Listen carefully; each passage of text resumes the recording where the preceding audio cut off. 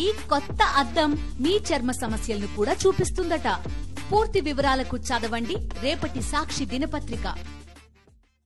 చంద్రబాబు నాయుడు గారి పరిపాలన ఏ రకంగా ఉంటుంది అనడానికి ఈరోజు కంటి ముందు కనిపిస్తున్నటువంటి దృశ్యాలే సాక్ష్యం.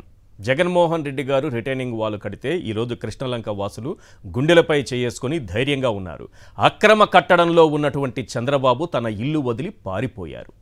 ఎంత దారుణమంటే అధికార యంత్రాంగానికి దిశానిర్దేశం చేసి తగినంత నిధులు సహాయ కార్యక్రమాలు ఇవన్నీ కూడా సక్రమంగా జరుగుతున్నాయా లేదా పర్యవేక్షించాల్సినటువంటి ముఖ్యమంత్రి తన కరకట్ట నివాసం వరదలో చిక్కుకోవడంతో దాని నుంచి ప్రజల దృష్టిని మళ్లించేందుకు కార్యాలయాల్లో గడుపుతున్నట్టు, కలెక్టర్ ఆఫీసులో ఉన్నట్టు, ప్రజల మధ్య ఉంటున్నట్టు ఏదో బస చేస్తున్నట్టుగా డ్రామాలకు తెరతీశారు. మోటార్లతో నీళ్లు దోడారు, అవునా కాదా? 25 ట్రక్కులతో ఇసుకను తరలించి ఈరోజు అక్కడ ఇసుక వేసేటటువంటి పరిస్థితి. ఈరోజు కరకట్ట నివాసంలో చంద్రబాబు లేరు, లోకేష్ లేరు, కుటుంబ సభ్యులు లేరు, మొత్తం పారిపోయారు. కానీ కృష్ణలంక వాసులు ధైర్యంగా గుండెలపైన చేసుకొని హాయిగా బతుకుతున్నారు. ఇది పరిస్థితి. ఒక ముఖ్యమంత్రి అక్రమ నివాసంలో ఉంటే ఎటువంటి మెసేజ్ వెళుతుందనడానికి ఇది ఒక నిదర్శనంగా ఈరోజు నిలుస్తుంది.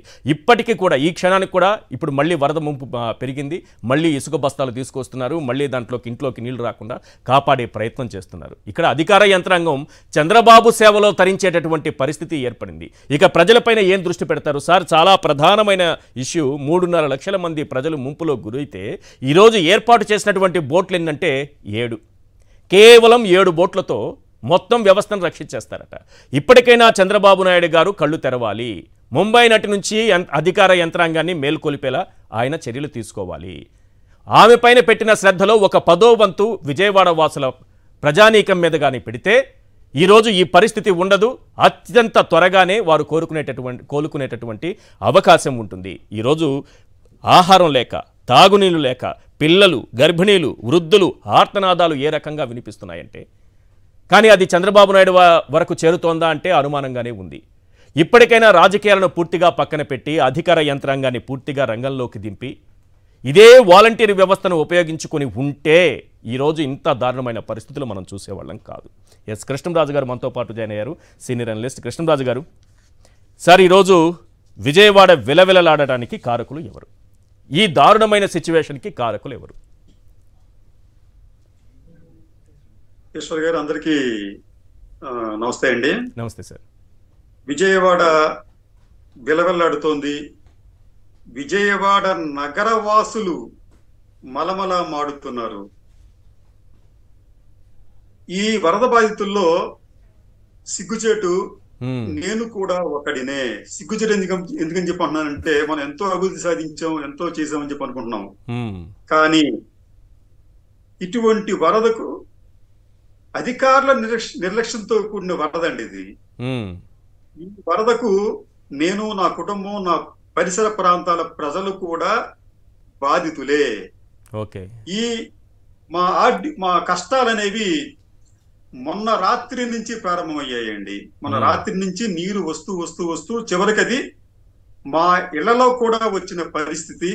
అప్పటి నుంచి విద్యుత్ సరఫరా కూడా పూర్తిగా నిలిపివేశారు.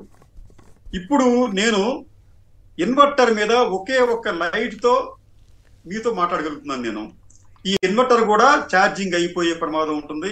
ఆ తర్వాత చాలా మంది పరిస్థితి మరింత గాఢాంధకారంలోకి వెళ్లే అవకాశం ఉంది. ఎందుకంటే ఇప్పటికే వేలాది గృహాలు కదా, లక్షలాది గృహాలు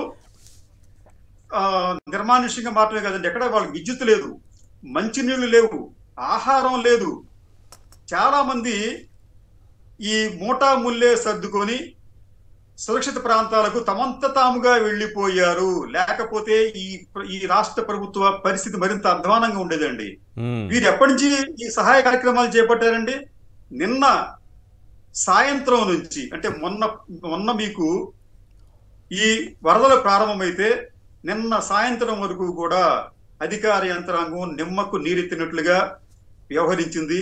ఒక అంచనా ప్రకారం విజయవాడ నగరంలో దాదాపు 50% అండి, దాదాపు 50% ఈ వరద తాకిడికి గురైంది.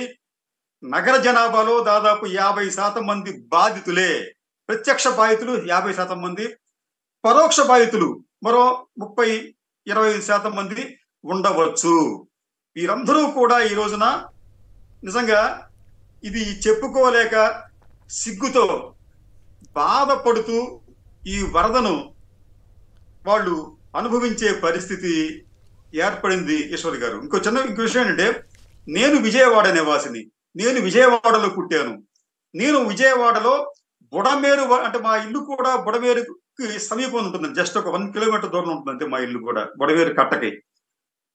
నేను గమనించింది ఏంటంటే, బుడమేరు అనేది గతంలో పొంగితే వెంటనే మీకు స్థానిక యంత్రాంగం అలాగే ఇరిగేషన్ యంత్రాంగం అప్రమత్తం అయ్యి ఆ కట్టల మీద ప్రహారీ కాసేవారండి.